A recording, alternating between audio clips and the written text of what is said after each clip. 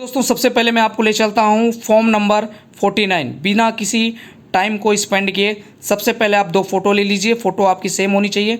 कुछ इस तरीके से आप अपनी दोनों तरफ फ़ोटो लगा दीजिए।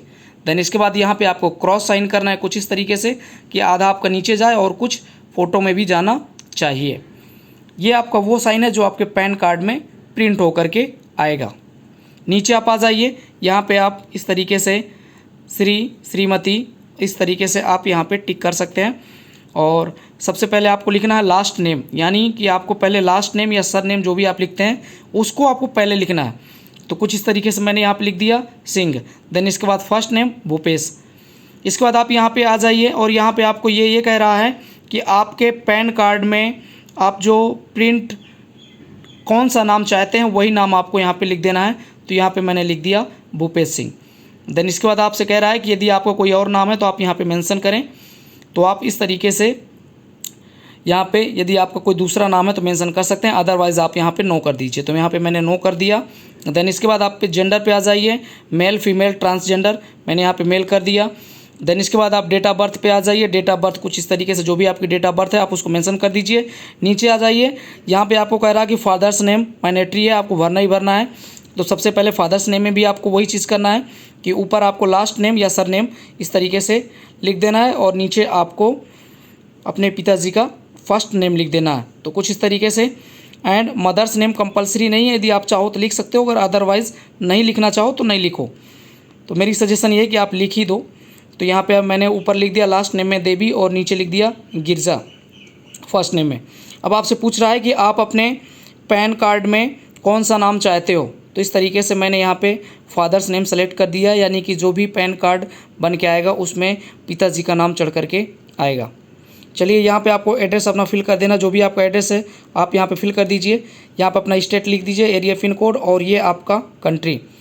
इसके बाद आपको मैं ले चलता हूँ अपने सेकेंड पेज में। तो चलिए ये आप आ गए सेकेंड पेज में। सेकेंड पेज में यदि कोई ऑफिस वगैरह पे आप इसको मंगवाना चाहते हैं तो आप अपना ऑफिस एड्रेस डाल दीजिए और यहाँ पे आपको टिक करना होगा कि आप ऑफिस में मंगवाना चाहते हैं। अदरवाइज़ यहाँ पे मेरा कुछ भी नहीं है ऑफिस, तो इस तरीके से मैं डाल देता हूँ अपना रेजिडेंस। और रेजिडेंस के एड्रेस पे ही मुझे चाहिए, जो मैंने एड्रेस डाला है अपना उसी एड्रेस में मुझे अपना पैन कार्ड चाहिए। देन इसके बाद यहाँ पर मैंने मोबाइल नंबर फिल कर दिया, अपनी ईमेल आईडी फिल कर दिया। इसके बाद यहाँ पे आपको सेलेक्ट कर लेना है। तो मैंने यहाँ पे इंडिविजुअल, क्योंकि ये मेरा इंडिविजुअल है, खुद का है, कोई मेरी कंपनी का या किसी फर्म का नहीं है। तो यहाँ पे मैंने अपना इंडिविजुअल सेलेक्ट कर लिया। देन इसके बाद आप आ जाइए। यहाँ पे आपको कुछ नहीं लिखना, रजिस्ट्रेशन नंबर यदि कंपनी का है तो आपको रजिस्ट्रेशन नंबर लिख देना।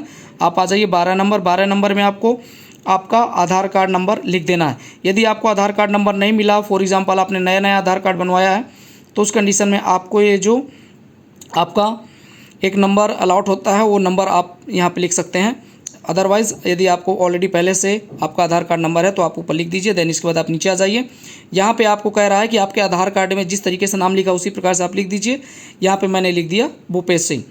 आगे आपसे पूछ रहा है सोर्स ऑफ इनकम, आपके सोर्स ऑफ इनकम आपकी किस तरीके से है। तो यहाँ पर आपको टिक करने के लिए बोल रहा है, तो मेरी कोई इनकम नहीं है, तो इस तरीके से मैंने यहाँ पर नो इनकम कर दिया। देन इसके बाद वापस आप 14 नंबर पे आ जाइए। 14 नंबर पे आपको क्या करना है, यहाँ पे आप सेलेक्ट कर लीजिए श्रीमती में। और देन इसके बाद आपको वापस फिर आपका सर नेम लिखना है। तो ये इस तरीके से मैंने यहाँ पे सर नेम लिख दिया और नीचे यहाँ पे नाम लिख दिया फर्स्ट नेम। देन इसके बाद आपको वापस आपका एड्रेस लिख देना है। एड्रेस के बाद आप अपना प्रदेश और आपका एरिया पिन कोड जो भी है आप वहाँ पर लिख दीजिए, ठीक है। इसके बाद आप नीचे आ जाइए और ये आपसे कह रहा है कि आपने एज ए आईडी प्रूफ आपने क्या लगाया है। तो मैंने यहाँ पे मेंशन कर दिया कि मैंने as a ID proof Aadhaar card लगाया है। और इसके बाद आइडेंटिटी प्रूफ, यानी कि जो मेरा एड्रेस प्रूफ है, एड्रेस प्रूफ में भी मैंने आधार कार्ड लगाया है। और डेट ऑफ बर्थ, यानी कि बर्थ प्रूफ में मैंने हाई स्कूल की मार्कशीट लगा दी है। तो इस तरीके से हाई स्कूल सर्टिफिकेट आप यहाँ पर लिख दीजिए। देन इसके बाद यहाँ पर आप अपना नाम मेंशन कर दीजिए कुछ इस तरीके से, एक बार आप देख सकते हैं। चलिए तो यहाँ पे आपने मेंशन कर दिया कि आपने अपना आधार कार्ड लगाया अपने एड्रेस प्रूफ के लिए और अपने आइडेंटिटी प्रूफ के लिए। और देन इसके बाद यहाँ पे मैंने दिखा दिया कि मैंने अपने डेट ऑफ बर्थ के लिए हाई स्कूल के अंक पत्र का लगाया। यहाँ पे नीचे आपको अपना नाम लिख देना है, IV में आपको भूपेश सिंह, जैसे कि मैंने यहाँ पे मेंशन कर दिया। देन इसके बाद ये आपके साइन हो गए।